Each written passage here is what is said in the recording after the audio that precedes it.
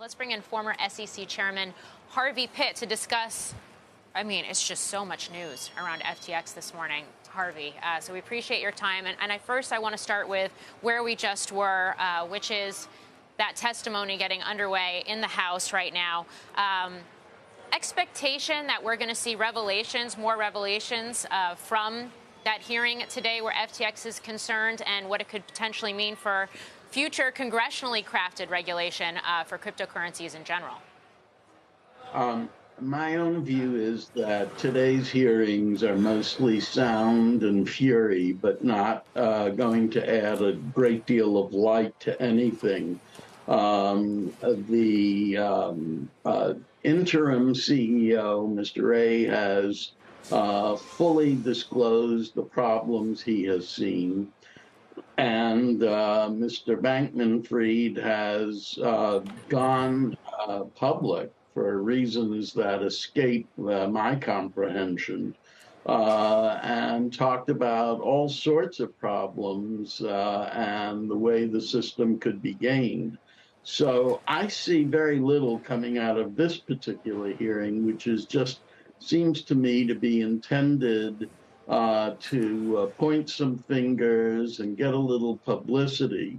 What's really needed here is a national policy, and the Biden administration in November published a paper, which I commend to everyone's reading, which said cryptocurrencies need a regulatory environment that is dedicated to the functions that cryptocurrencies can perform.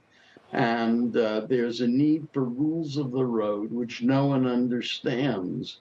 The SEC is going after FTX, but it's reminiscent of the old recipe for rabbit stew.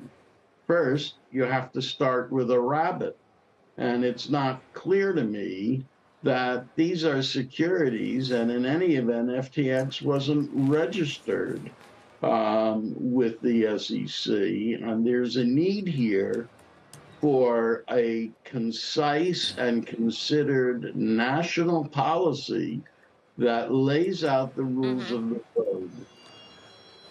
So to dig into some of what you just said, the fact that we had this lockstep dropping of, or I guess filing of charges, the SEC, you had CFTC this morning, SDNY.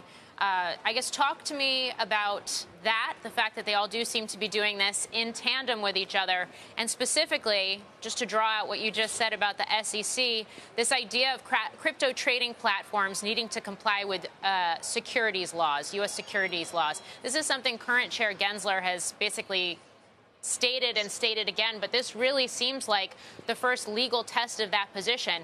Do you think it creates legal precedent, especially given the fact that we don't have a broader national strategy for regulating cryptocurrency?